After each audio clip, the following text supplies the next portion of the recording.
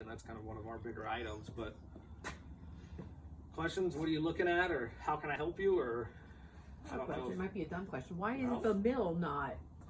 There's no insulation in the middle. The blown, so anywhere it's flat, the blown insulation will get blown in there. Okay. Notice you've also got rulers right above my head or your head here. The rulers will show so that they know when they're walking around, they can see how high the insulation is. If I had blown insulation in the slanted area, in time it's all going to roll downhill, and then I'm going to have a void here. So we put up the bad insulation. Same installation value? Yeah, your ceilings are always more. Better than R30. Correct. Correct. R19 in the walls, R30 in the ceilings. Is there anything, questions, or what I can explain? I mean, typically, so what we would do is, this is when I would do a pre-drywall meeting, or my superintendents would do a pre-drywall meeting with the customer, and if y'all, you're more than welcome for y'all to come as well. But we always do a pre-construction meeting, basically just a meet and greet and say hello and review everything, and your plans have been at permitting, and now it's fun that you're meeting us, and we're going to start building for you. And then the pre-drywall meeting is directly when we would do this right here. Basically walk through with the customer.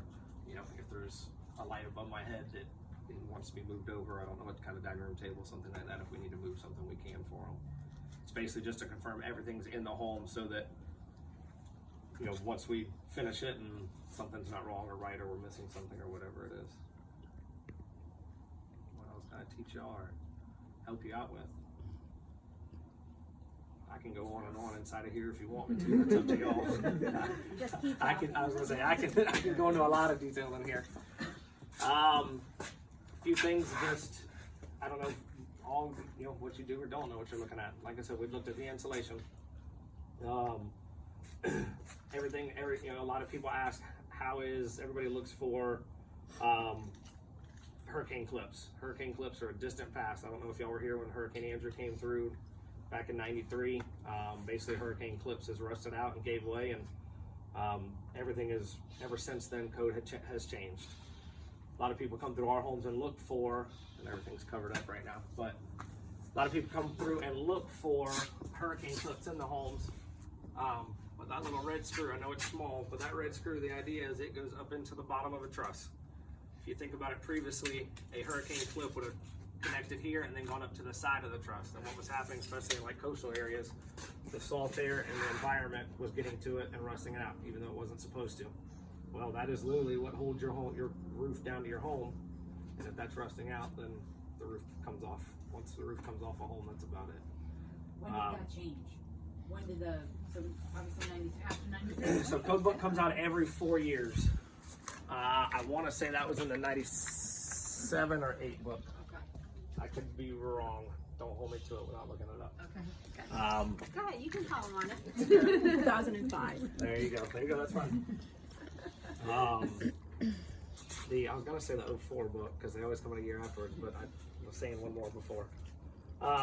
But yeah, just all the, and not that hurricane clips are distant past. I mean, they're still used, but a lot of people walk around and they go, okay, where's my hurricane clips? Where's my hurricane clips? I get that question a lot. Obviously, all your King and Jack studs around all your windows and all that extra, and all your sliding glass doors. I'm referring to your King and Jack studs here. You're just your extra bracing. We use all 2x4 walls, 2x6 walls, same exact build. A lot of people, I don't know if there'll be one here or not. Yep. There's your tie down. Whoop. There's your tie down. That tie down is basically holding this wall down to the concrete. If we were to walk in, I'm not going to walk outside because they're siding up. But if you were to walk outside, you would see on the outside of it is basically there's nails coming up every stud in the whole house. They're every 6 inches and they're staggered. So when I say they're staggered, basically they're kind of going like this all the way up. So this holds me down to the concrete. That piece of plywood is holding this wall down to the concrete, and then it's called a SDWC screw. That screw is what's holding you up into the trusses, kind of holding the whole system down. Sometimes you'll see tie rods. I don't have a tie rod in here. Those are typically more on interior walls if needed. There's not one in here. Basically, it's a threaded rod. You'll see people twist it and it's holding it down. Again, not as common because that is more of a point reference versus on the outside of a wall, it's every stud, so it's more evenly loaded.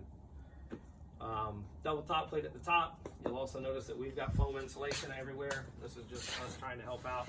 Also down the bottom plate.